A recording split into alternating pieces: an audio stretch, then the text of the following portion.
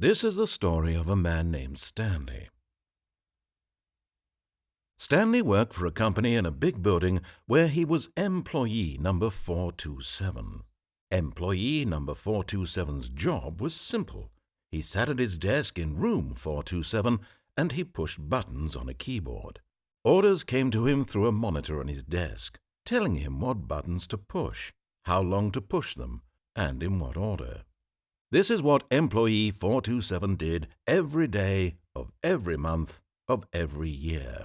And although others might have considered it soul-rending, Stanley relished every moment that the orders came in, as though he had been made exactly for this job. And Stanley was happy.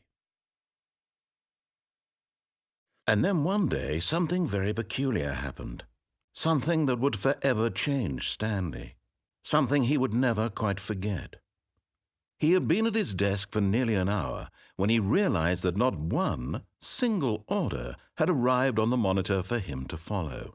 No one had showed up to give him instructions, call a meeting, or even say hi.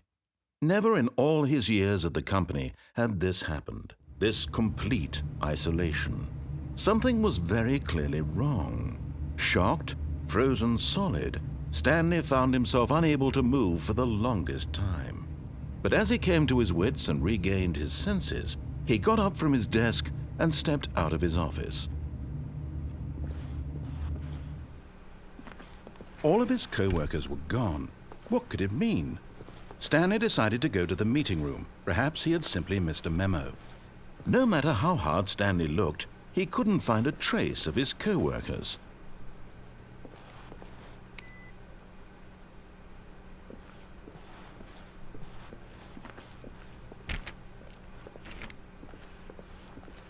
Stanley went around touching every little thing in the office, but it didn't make a single difference, nor did it advance the story in any way.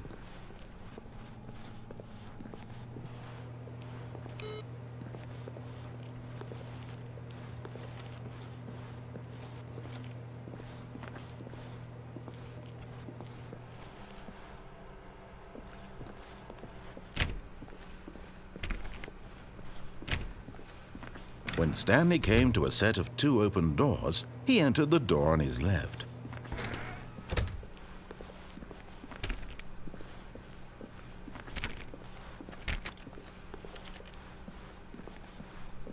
Yet there was not a single person here either. Feeling a wave of disbelief, Stanley decided to go up to his boss's office, hoping he might find an answer there.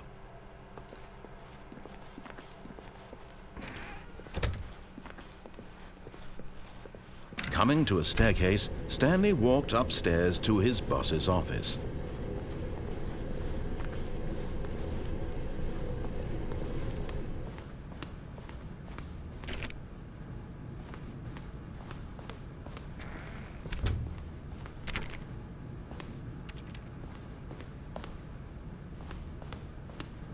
Stepping into his manager's office, Stanley was once again stunned to discover not an indication of any human life. Shocked, unraveled, Stanley wondered in disbelief who orchestrated this, what dark secret was being held from him. What he could not have known was that the keypad behind the boss's desk guarded the terrible truth that his boss had been keeping from him, and so the boss had assigned it an extra secret PIN number, 2845. Yet incredibly, by simply pushing random buttons on the keypad, Stanley happened to input the correct code by sheer luck. Amazing. He stepped into the newly opened passageway.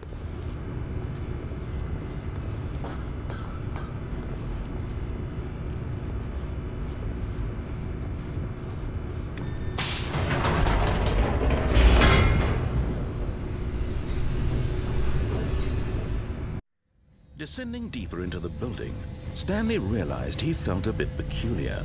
It was a stirring of emotion in his chest, as though he felt more free to think for himself, to question the nature of his job. Why did he feel this now, when for years it had never occurred to him? This question would not go unanswered for long.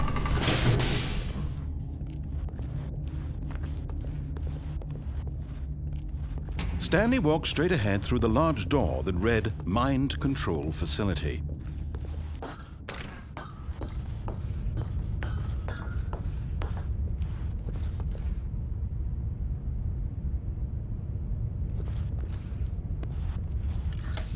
The lights rose on an enormous room packed with television screens.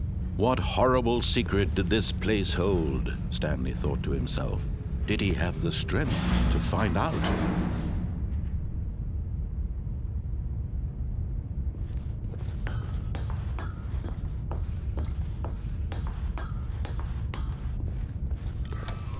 Now the monitors jumped to life, their true nature revealed.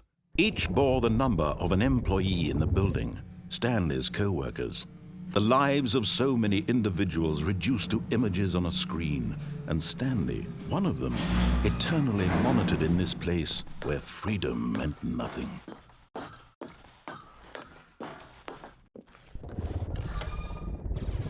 This mind control facility, it was too horrible to believe. It couldn't be true.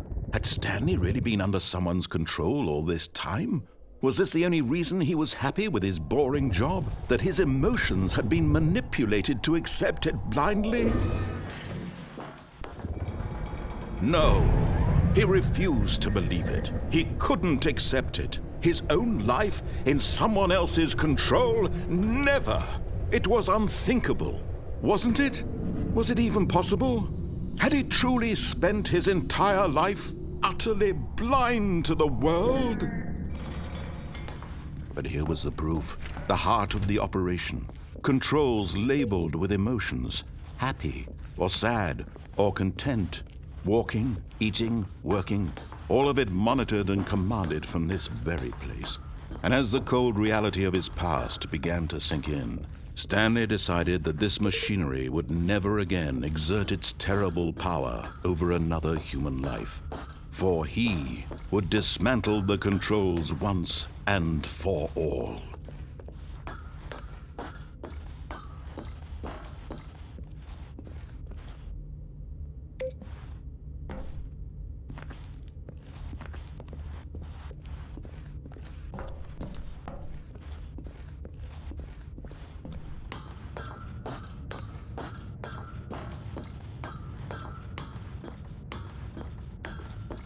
And when at last he found the source of the room's power, he knew it was his duty, his obligation, to put an end to this horrible place and to everything it stood for.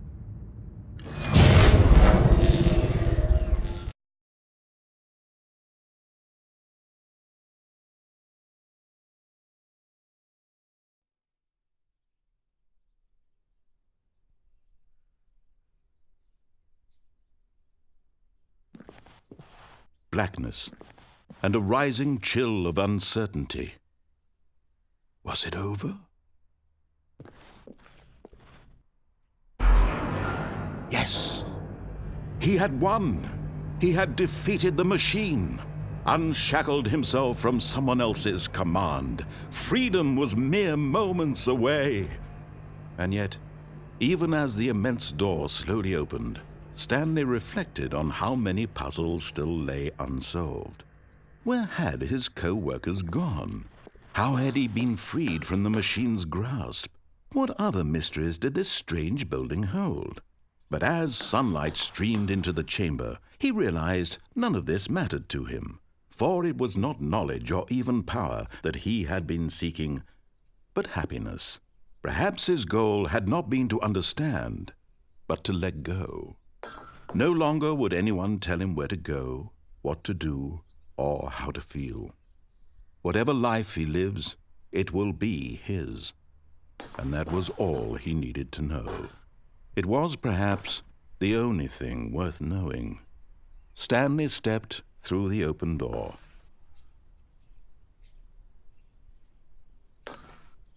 Stanley felt the cool breeze upon his skin, the feeling of liberation, the immense possibility of the new path before him.